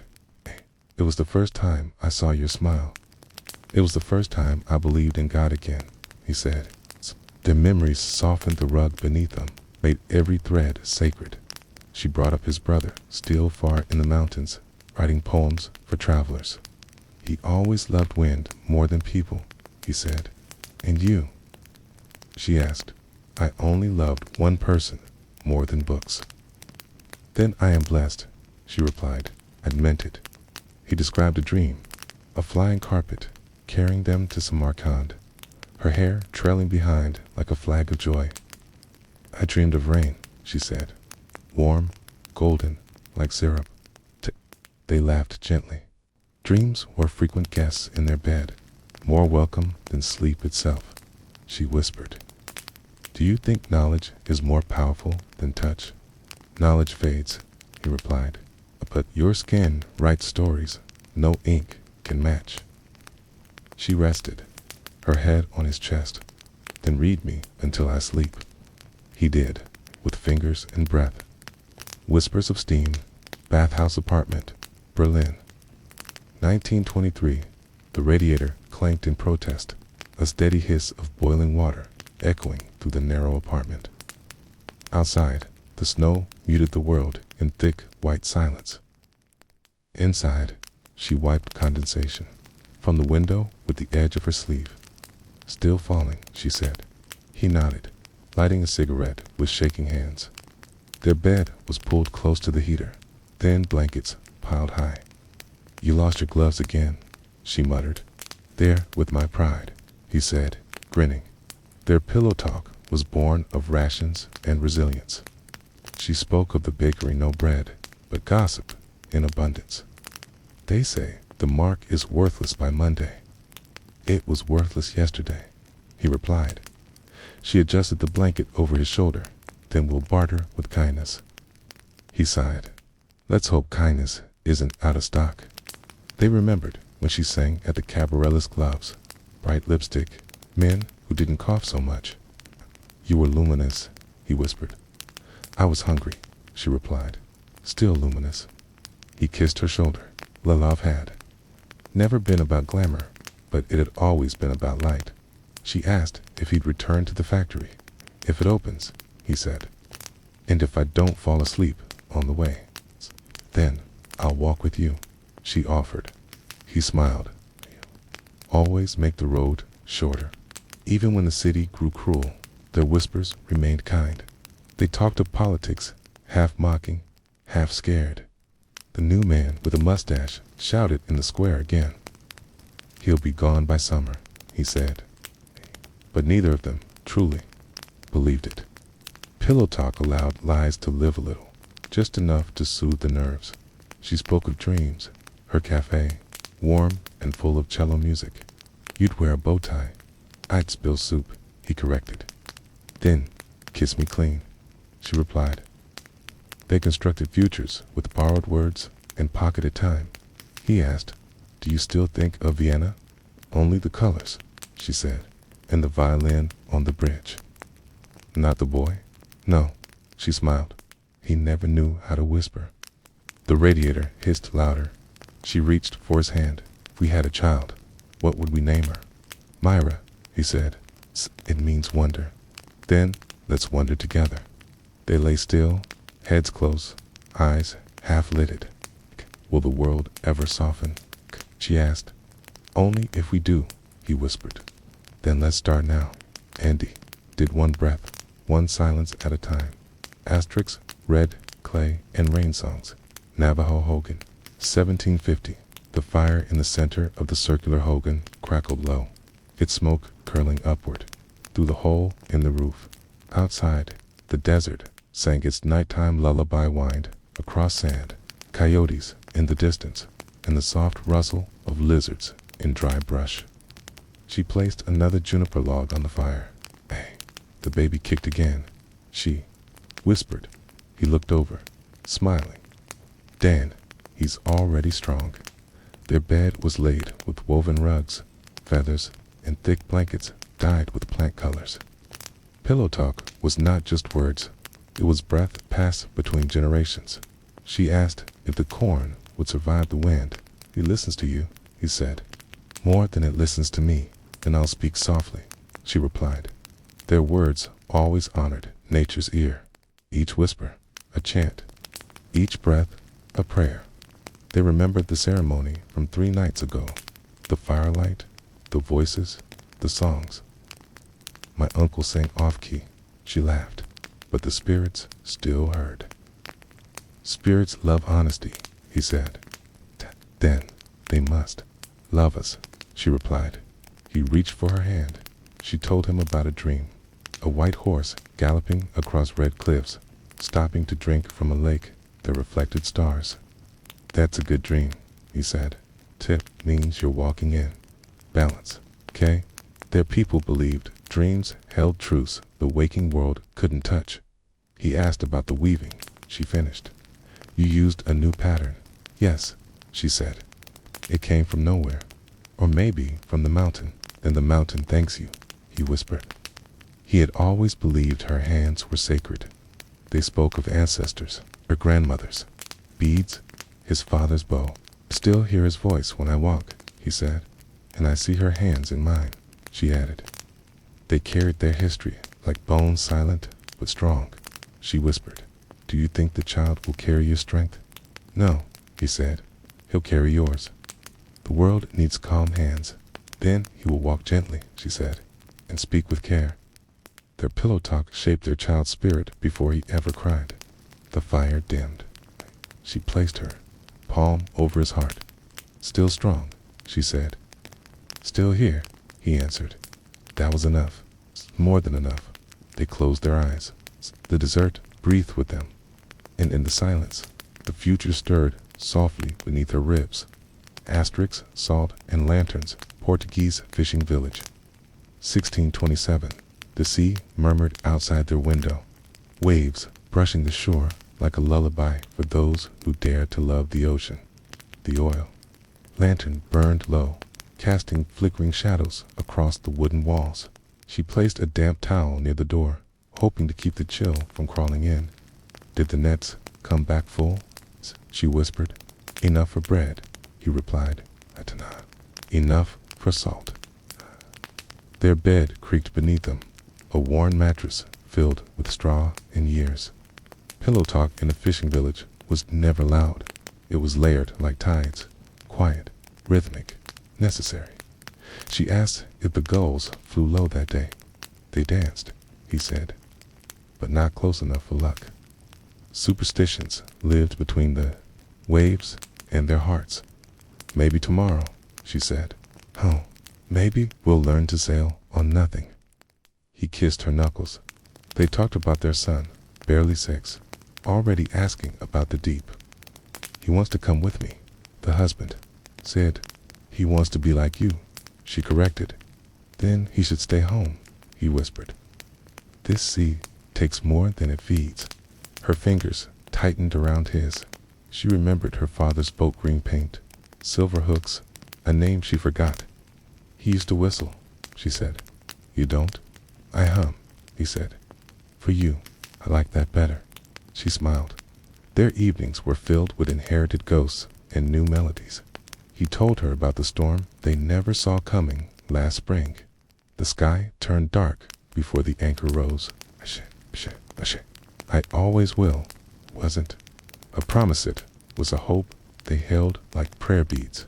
She asked if he believed in mermaids. No, he said. But I believe in you. Then I'll grow a tail, she teased. Only if you bring it to bed, he replied. Laughter settled into the folds of their sheets, as healing as warm soup. They spoke of Lisbon, of travel, of candles on distant windowsills.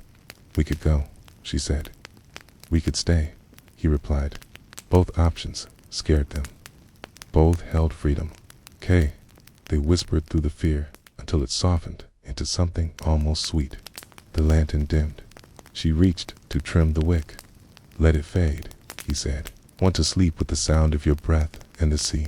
She obeyed, laying back down beside him. Their bodies didn't touch, but their hearts didn't. 10,000 tides and 10,000 whispered prayers. And outside, the ocean listened.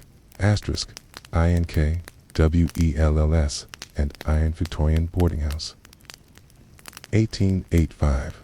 The fire had long since gone out, and only the faintest warmth remained in the bricks near the hearth. She pulled the covers to her chin, shivering slightly. You should have worn your thicker socks, he said, already knowing she'd roll her eyes. You should have let me finish my writing, she countered. The poem wouldn't end itself. They both smiled. Pillow talk in a rented room between bookshelves and cold floorboards often began with half-playful scolds and ended with sincere sighs. He asked about her lesson. How the students behaved. Like sparrows, she replied. Flapping and shrieking, but brilliant all the same. Then you taught them to fly, he said. Malik taught them not to fly into windows. They chuckled, their breath visible in the chilly air. She asked if he still dreamed of publishing. I always dream, he said, but dreaming doesn't pay for coal. Dreams never do, she said, but they burn longer than logs. He reached over and tucked her hair behind her ear and peeped dreaming with me. They reminisced about Oxford, the bells, the gardens, the way his hand trembled when he first touched hers. "You wore ink on your fingers?" he said. "Still do." "I liked it better on your neck," she teased. "Scandalous," he gasped. "Delightful," she corrected. She told him about the woman in the market draped in silk and boredom. She looked like a painting I didn't care to finish. "You always speak in poetry," he said, "even when you hate people." "Especially when I hate people," she laughed. They debated whether to attend a lecture tomorrow. "He drones," she said. "He's important," he countered. "Then he should learn to whisper, like us." "No one whispers like us," she replied. Their intimacy was their rebellion against noise. He asked, "Would you still love me if I lost the use of my pen?" "Then I'd become your pen," she said, "and you'd become my words." Their pillow talk had no wasted syllables. Every word mattered. The wind picked up outside, rattling the window pane. "Sounds like death itself," she murmured. "Sounds like inspiration," he said. "Then let it inspire us to sleep." "You first," she whispered. They fell silent, but the ideas didn't in their heads. Characters stirred, stories bloomed, and paragraphs curled against each other like warm limbs. Tomorrow, they'd write. But tonight, they just listened. Bronze and wind chimes, Han Dynasty china, 15/8 of the courtyard was quiet, save for the occasional chime that rang gently from beneath the eaves. The couple lay on a raised wooden bed with carved dragon motifs, silken sheets pulled tightly over their shoulders. "The tea was too strong tonight," she said, her voice barely above the hush of the breeze. "Then tomorrow we'll brew less leaves," he replied. Their whispers were delicate, deliberate, and deeply ceremonial. Pillow talk in their home was an extension of harmony. She spoke of the peaches blooming near the temple. "Smell like morning," she said. "In memory," he replied. "Then we must walk there before the season ends." Their conversations turned seasons into scripture. Time was to be witnessed, not rushed.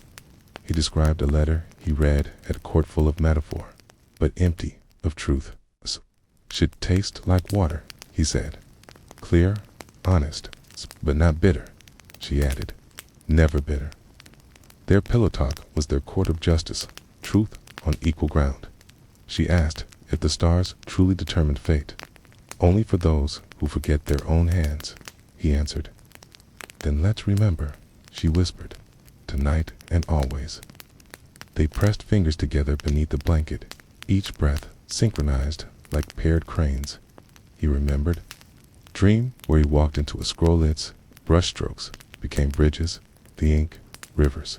"Then write my name into it," she said. "Let me follow." Their dreams weren't escape.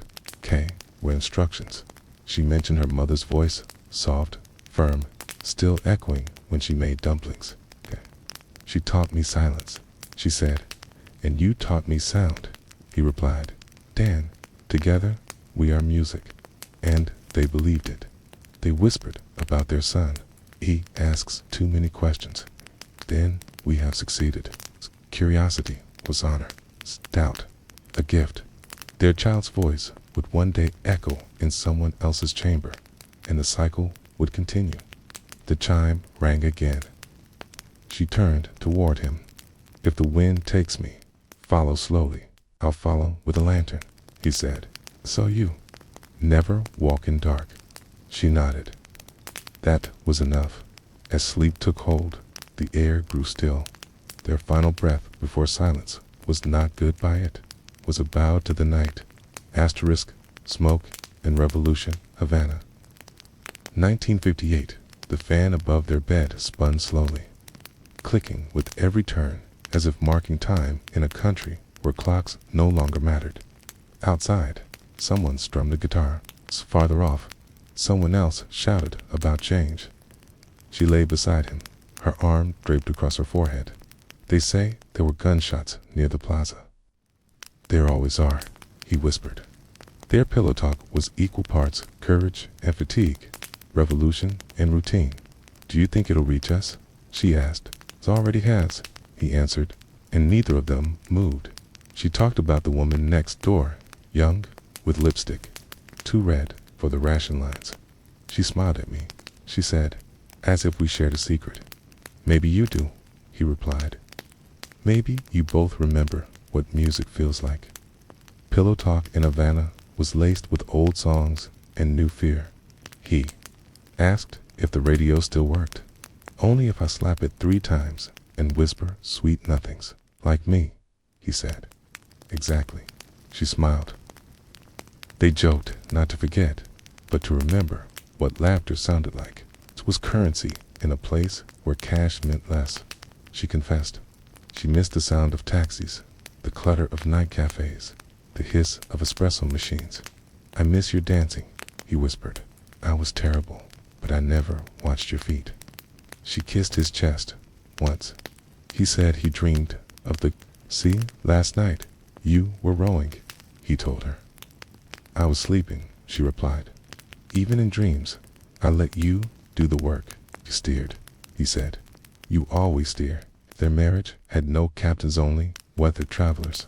They talked about food, rice, beans, mangoes. Too expensive now. What would you eat? If you could choose anything, he asked. Silence, she said. A meal without shouting. He nodded.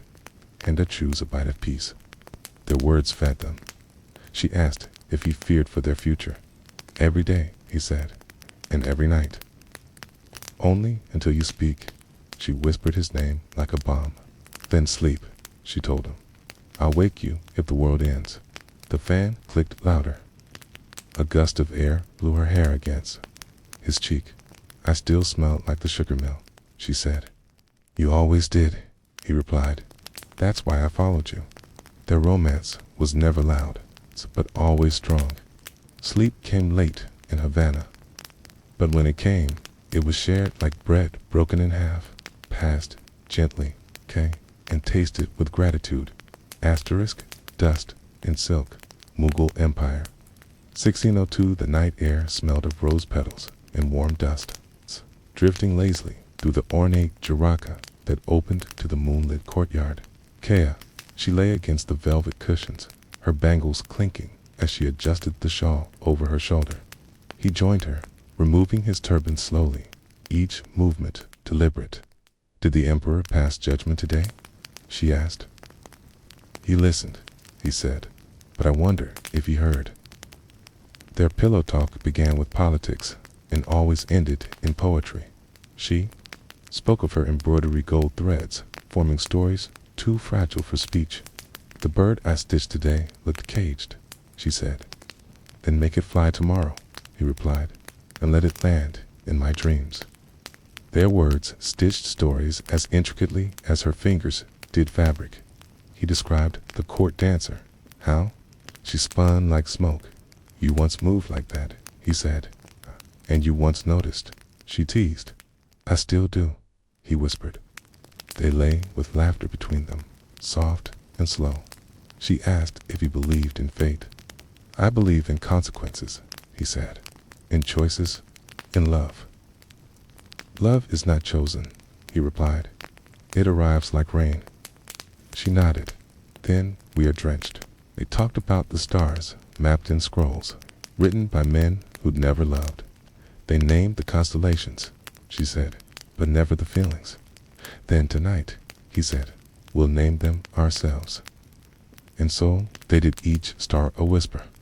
She worried about her brother, stationed at the frontier.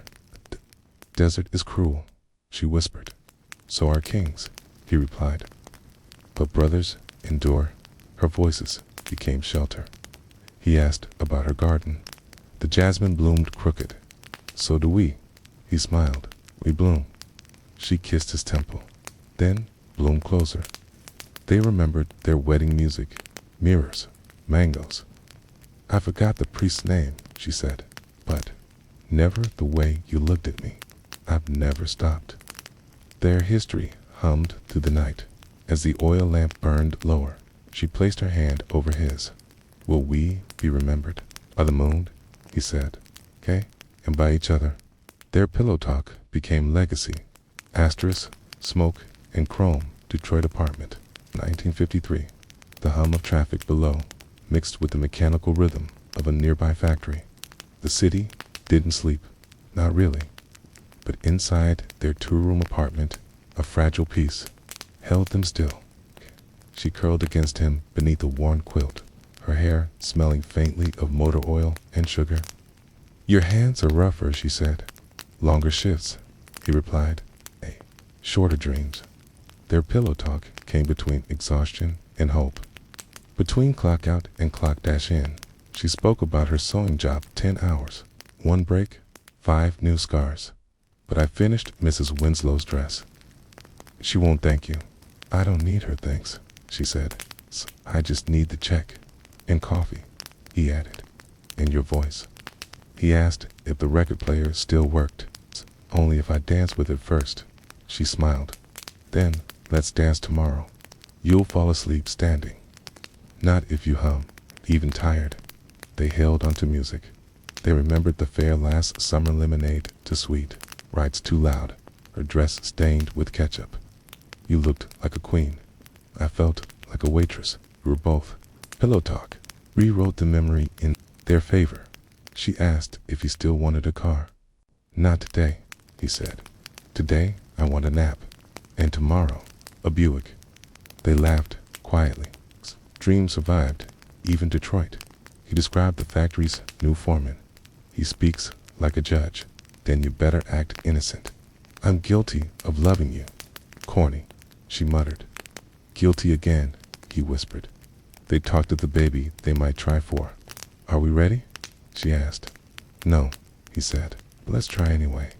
Their whispers became the blueprint of tomorrow.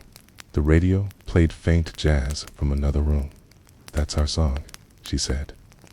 "Every song is our song," he replied.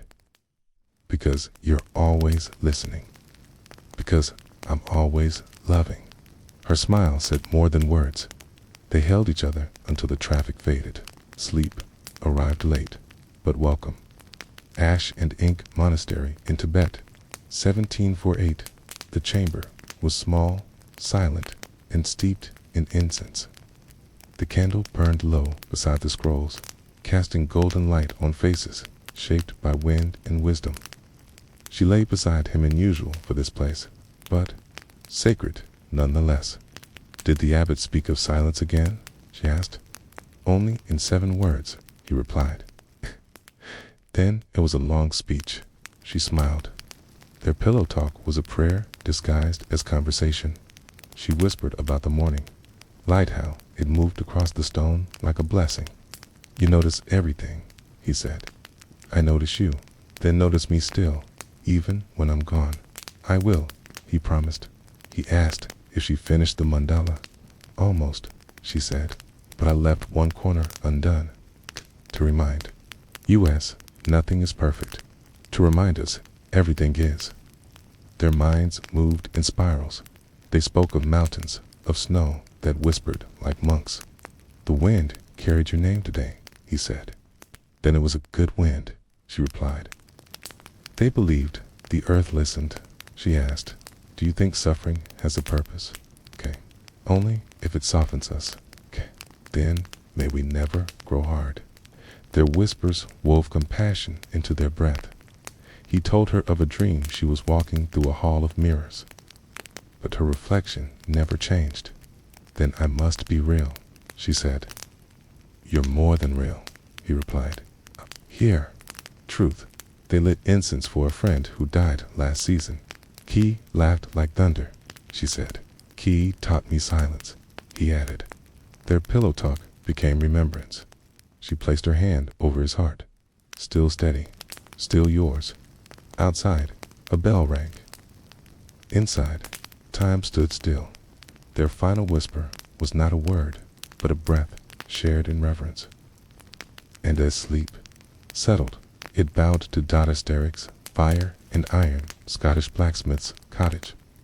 13-1, the forge had long gone cold, but the scent of ash and scorched leather still clung to the air. The wind moaned through the hills, brushing against the thatched roof like a tired ghost. Inside the cottage, they lay beneath wool and fur, a soft orange glow from the coals in the hearth, their only light. She rested her head against his shoulder. "Your hands smell of smoke," she murmured. "They always do," he replied. "But they're yours." Pillow talk was their gentle escape from hammer and hunger. She spoke of the mare that limped that morning, her back legs stiff. She whispered, "I'll see her at first light," he said.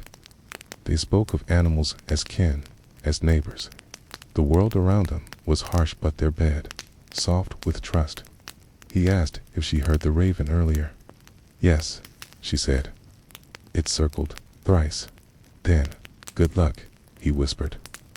"Or warning," she replied, but they agreed not to believe in bad omens before sleep. "'Kay, only stars, only warmth." She described the hill where she'd gathered herbs. "I saw foxes too. Then we'll have twins," he teased. "Not if they eat all the hens," she laughed. Their joy was simple and sacred. Laughter in the highlands was as rare and precious as spring. He asked, "Do you ever miss the village?" "Only when I want bread I didn't bake," she replied. "And you?" "Only when I want news, not soaked in ale." They were alone, but not lonely.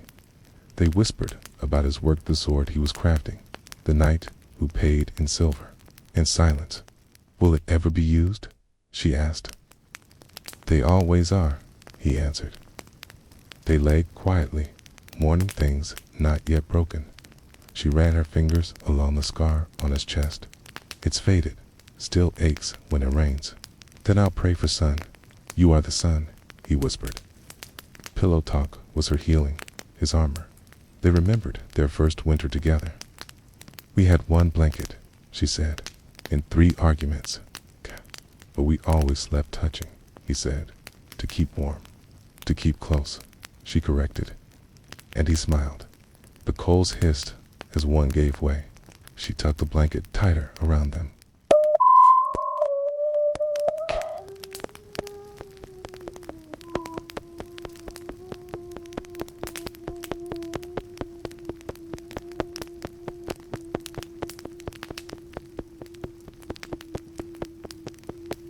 She asked, "Just one morning?"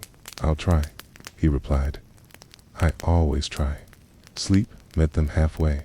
Asterisk tents in dust. Civil War encampment. 1863. The tent canvas flapped gently above their heads, rhythmically pulled by the wind that carried the scent of gunpowder and pine.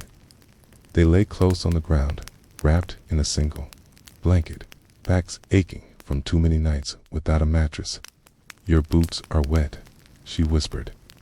"They always are," he replied. Mud has good aim.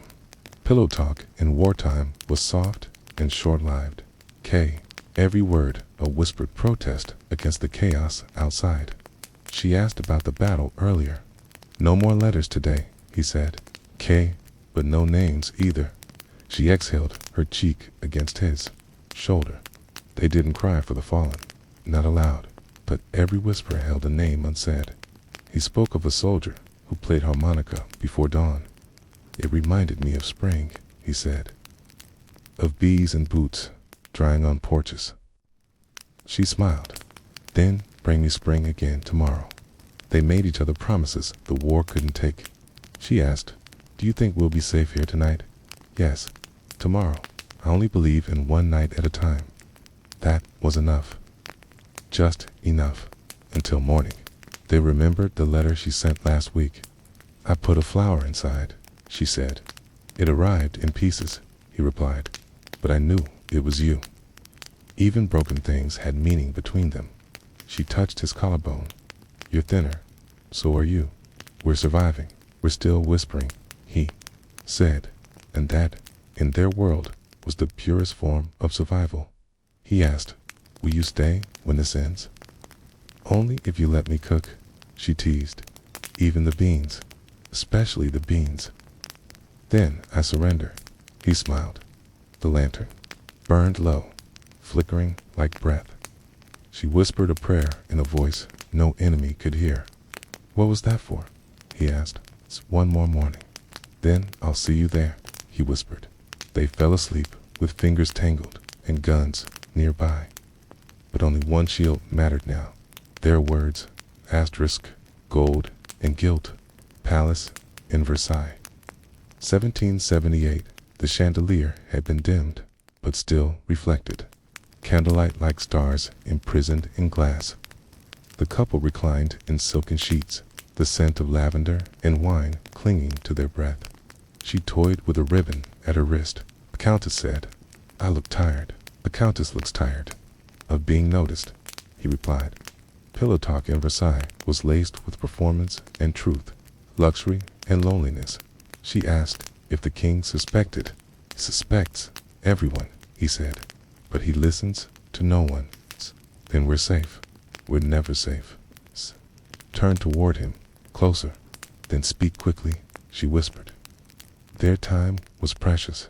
He described a banquet where no one ate. Plates full, mouths closed, like theater, like confession, he said. They laughed, quietly, as if scandal tasted sweet. She confessed she missed simplicity. "Well, wood, water that didn't smell like perfume, and I miss a voice that didn't echo. Then let this be our simplicity." They touched foreheads gently. He asked about her music. "Your harpsichord sounds jealous lately." "It misses being touched with intention," she replied. "So do I," he said. She took his hand, then touched carefully. They whispered, about escapitally, perhaps, with cheese and silence, and vineyards that don't speak politics, and beds without curtains. The fantasy was real enough to exhale into. She asked, "If I disappeared, would you follow?" "If you disappeared, I'd follow into fire, then burn quietly," she whispered. "They're listening." The room grew still. "Do you believe in sin?" she asked. "Only the kind that feels sacred." She closed her eyes, smiling. Versailles would wake with gossip, but for now their whispers ruled the palace.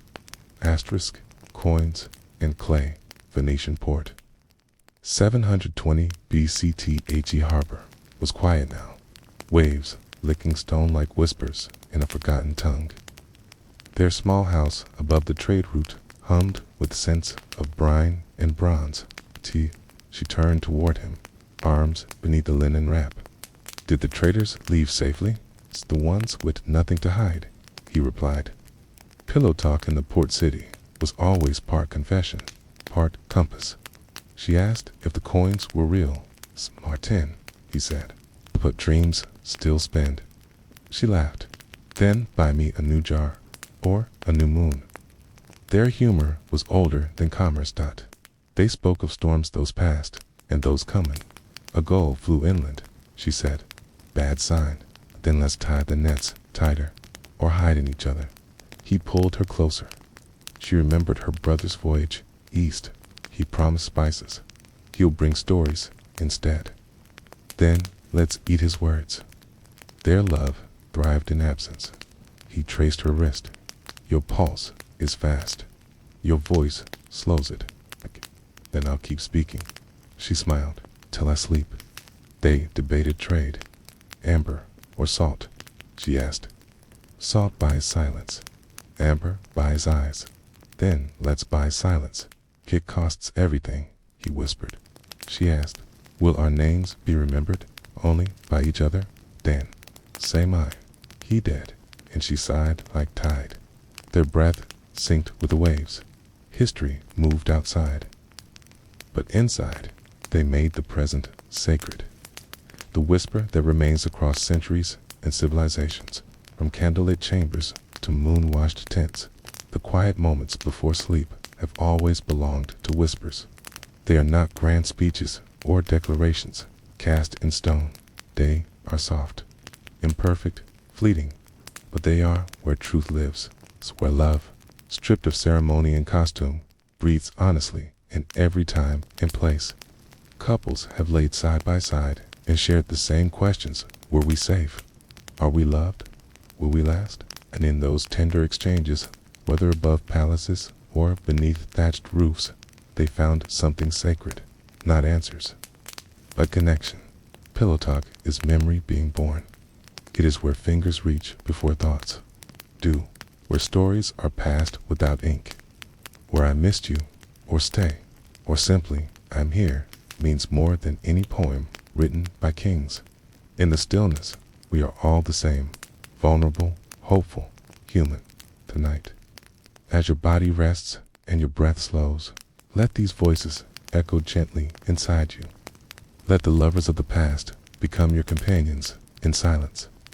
Let their longing and laughter wrap around your heart like a warm blanket, because no matter where or when we live, what we whisper in the dark is always the same. I see you, I remember, I love you, and I'll be here when you wake. Sleep well, and may your dreams carry the stories that words began.